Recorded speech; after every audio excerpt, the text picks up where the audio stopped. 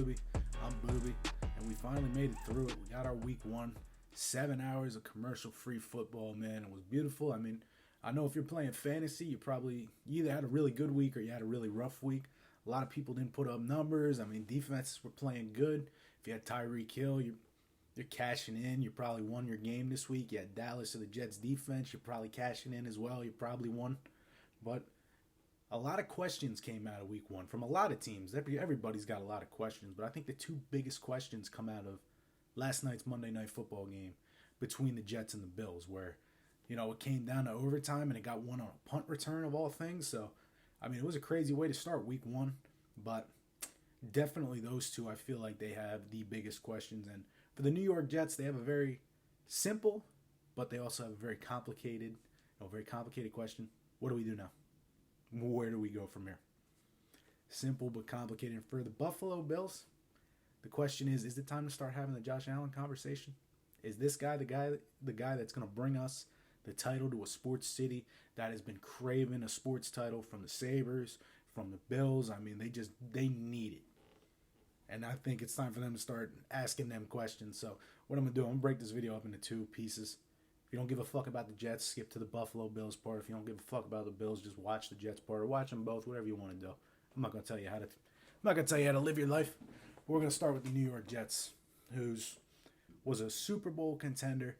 Everybody was getting excited, man. MetLife was packed. I don't think I've seen it that packed in a while. Everybody, celebrities were there, diehard fans. People came out of hiding because they're finally proud to wear the Jets logo. Everybody's getting ready. Everybody's excited. 9/11 ceremony, really important day in the country, really important day in the city of New York. And Rodgers takes the field with the American flag. Looks like an American hero, a patriot, getting ready to lead the Jets out of the darkness, into the light, break the 12-year drought that's been killing the Jets fan base. And then the game starts. 75 seconds into the game, it's over as fast as it started. It's all over. From the initial look live, I didn't know what happened. I thought maybe he twisted his ankle, maybe he came down. If you ever came down your ankle awkward, you get a little crack in there, and you're like, oh, I can't walk. That's all I thought it was. I thought they were just going to spat his leg up. He's coming back in the game.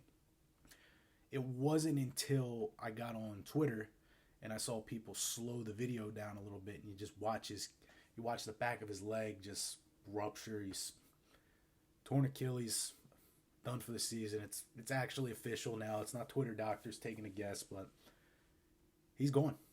He's done. He ain't going to play another down this season. He might not play another down again. 4 snaps into his career, I think it was. But, like I said, question is, what do we do now? Where do we go from here? You only have two choices. Number one is tank. And if you tank, I mean, you're taking a gamble because Caleb Williams said if he doesn't like the situation, he's not coming out. But he would like the big market of New York and having a good defense and a good run game to go with great wide receivers. Great wide receivers. I mean, you got Garrett Wilson, who's going to be a top guy in the league. Or you sign a free agent veteran or somebody who's had experience as a starter, or you trade for one. Those are your only options there. Those are the only avenues you can go, because Zach Wilson, he's not going to get it done. All right, the whole plan was for him to sit behind Aaron Rodgers and learn, and that went out the window 75 seconds into the game. That's no longer the option, and I don't think he learned enough, and I don't think the offense is really tailored around him, because we went all in on Aaron Rodgers to the fact where he's going to be able to succeed, where there's going to be something different than what we saw last year when he was absolute garbage, when he was not taking the blame as he should when the defense plays balls out and we still lose. And we traded away Mike White. And to be fair, it's not like Mike White was a prize either. He didn't win that many games, but at least he had the team behind him, and the team believed in him when he was on the field. He could have won some games, but drops and bad situations got worse, and he got killed against the Bills, so that was it for him. It's the defense and run game. They can't have what happened last year. All right, the defense literally kept us in games last year we shouldn't have been in. And the run game looked really good, and then Breece Hall got hurt. I mean, it just can't happen. It will absolutely crush the morale for the season, if it hasn't been crushed already. Because now everything is in oh shit panic mode. And this is the main reason I didn't want Aaron Rodgers. If you're coming back from one of my previous videos, this is one of the main reasons I didn't want him. And I'll eat my hat on the one part where I said he was a douchebag, where I said he was a dick. All right, I'll eat my hat on that. All right, it might have been a Fugazi and Hard Knocks or whatever, but he was a good guy. He was a good guy. He bought in with the team. He had a lot of good leadership stuff I liked. He was a whole different person than I thought he was going to be. I thought he was going to come in like a grumpy grandpa, but he was really invested, with Zach Wilson. He was really invested with his teammates, trying to get everybody on the same page with the chemistry and everything. So I did like that. But at the end of the day, he's an old-ass man. And he spends all summer on an Oh Poor Me tour, right? Going on the Pat McAfee show. I'm not happy. I don't know if I'm going to play. Going in with Darkness Retreat. Bringing all the attention to him. You don't know how much he worked out this offseason. You don't know how much he did. He gets to OTAs. He has something going on with his calf. And he's sitting there like that's the result of somebody who didn't work out all summer. And the fact that he's old. And then 75 seconds into the game, he's done for the year. He ruptures his Achilles. Part of that's on the O-line, but who knows, man? I mean, I don't blame the turf. I feel like the turf's an easy get out from this conversation. I know the turf isn't good. A lot of people suffer season-ending injuries. But at the end of the day, I'm not willing to accept it with that. So that is the main reason why I did not want him. But the fact remains that Zach Wilson, he can and he will implode at some point in this season. All right, it's like what Stephen A. says about the Dallas Cowboys. What can go wrong will go wrong. And it will go wrong very bad in a Hindenburg-like fashion. It was at the point where Allen turned the ball over 4 times last night. And we still only scored 16 points. The game still went into overtime. We needed the special teams to win the game. Just so many. It's just bad that we get all excited, and now here we are again. Definition of insanity is doing the same thing over and over and over again, and here we are again. So these are the options at quarterback. I'm not very happy about these options, but beggars can't be choosers. The following agents are free agent quarterbacks: Carson Wentz, Cam Newton, Josh Rosen, Joe Flacco, Matt Ryan. He did say his retirement is not official. Maybe they get him out of the booth because he got did dirty on the broadcast the other day. Chase Daniel, Nick Foles, Colt McCoy, Ian Book, Brett Hundley. Those are your options where they're free agents and you sign them to a minimum contract. Or you mortgage the future and you take a starting quarterback off a team such as the Rams and Matthew Stafford. You try to get him out of there. It's going to cost you a young star on the defense probably, which I don't think they should even entertain the thought, but they're in panic mode because they have expectations they have to meet with season ticket holders and the fans and everything. Or you go out and you get a backup off a team. Like in Washington, you go get Taylor Heineke, who isn't great, but he commands teams. Teams trust him, and he'll lay it on the line for the game. Or you go out and you get a guy like Jameis Winston. Like I said, it's crisis mode in New York because you had all these expectations. You got everybody excited, and now it's over as quick as it started.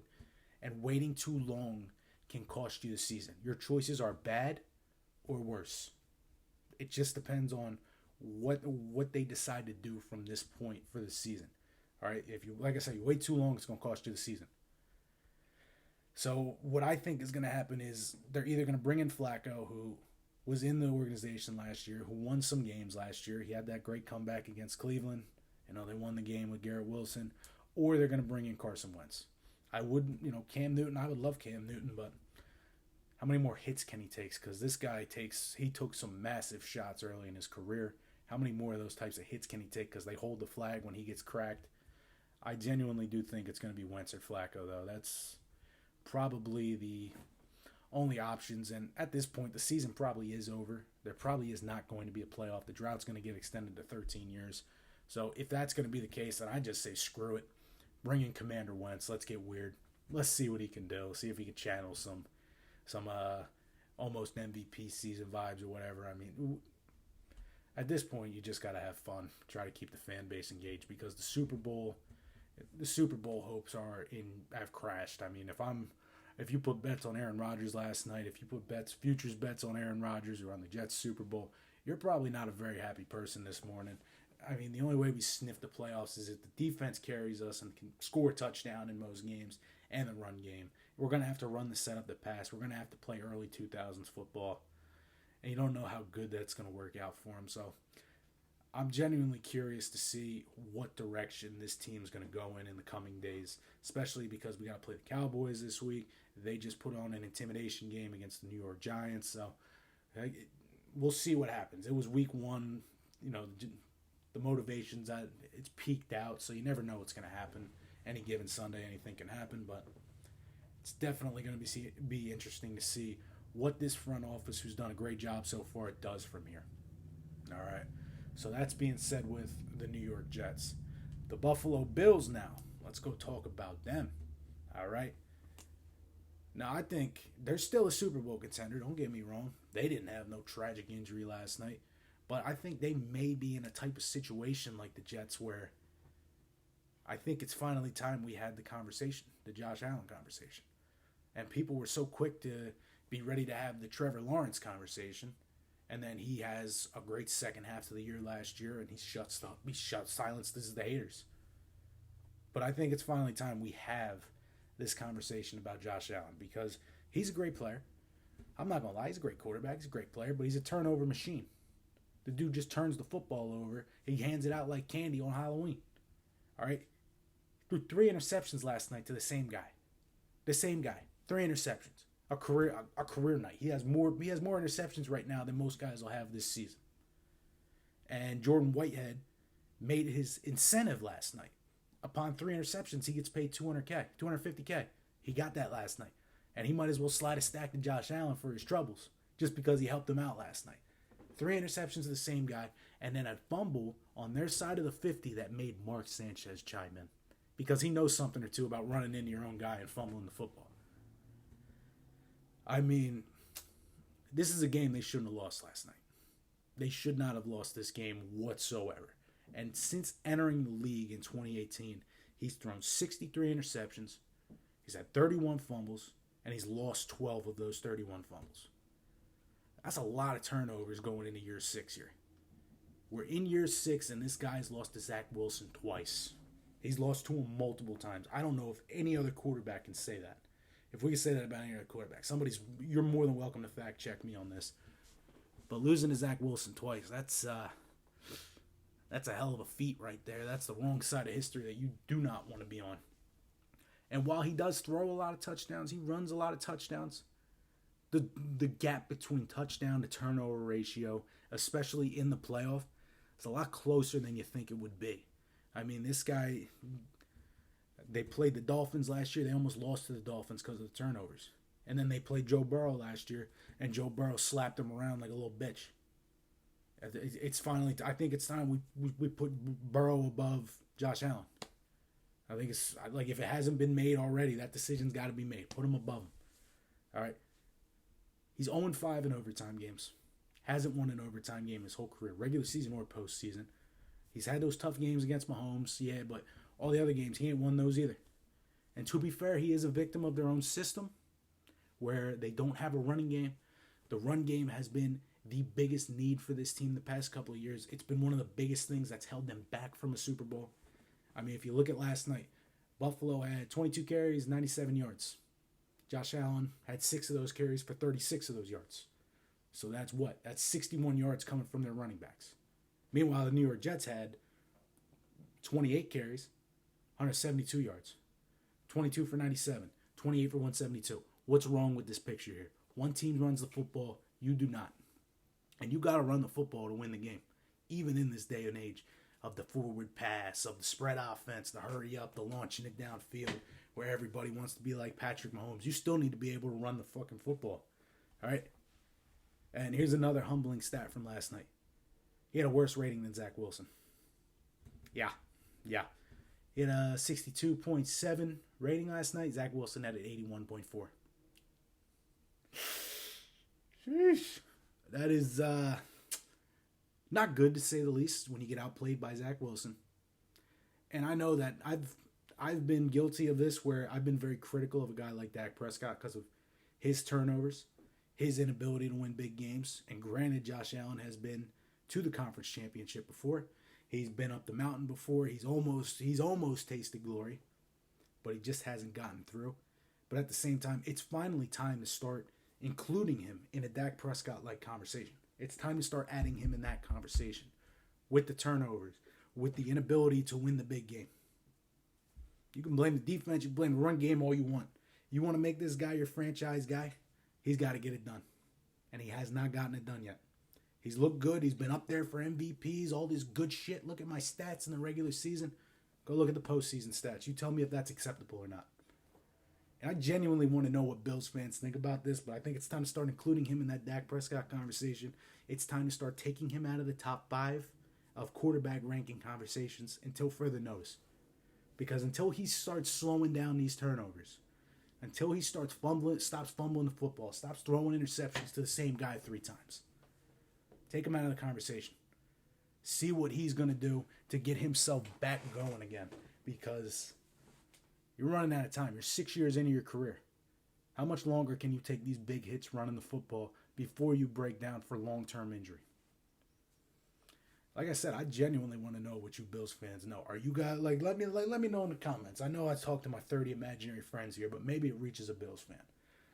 Are you hitting the panic button yet? Because you lost to a Jets team you shouldn't have lost to last night. Are you starting to question Josh Allen? Are you starting to question the Madden curse? I mean, I don't believe in that shit. I think it's all coincidental, but are you starting to question that? Are you starting to question his ability to be the one to finally bring you a Super Bowl? So definitely, if you're a Jets fan, tell me what quarterback you want in here. Don't defend Zach Wilson. I won't put up with that shit. Don't defend him. Don't say give him time. Not doing that. What quarterback do you want New York to bring in? As disappointing as it is for a guy like me where my team's probably out of the money already, and it's a Greek fucking tragedy, so good to have football season back. We got Red Zone Sundays, Monday Night Football, Thursday Night Football. We're back, baby. We're so back. So enjoy this football season, even if your team's dog shit. Enjoy it. You only have a finite amount of football games to watch in your life. Just enjoy every moment of it. Peace, love, outtakes with Booby. Follow me on the socials, Instagram, Twitter, TikTok. I got like 100,000 views on a TikTok on Saturday. I didn't even mean to. I didn't put no effort into it, but hey, I'll take it. Let's see if we can get some new followers, new viewers. Let's do it. Still trying, even though I talk to my 30 imaginary friends here. Keep tuning in.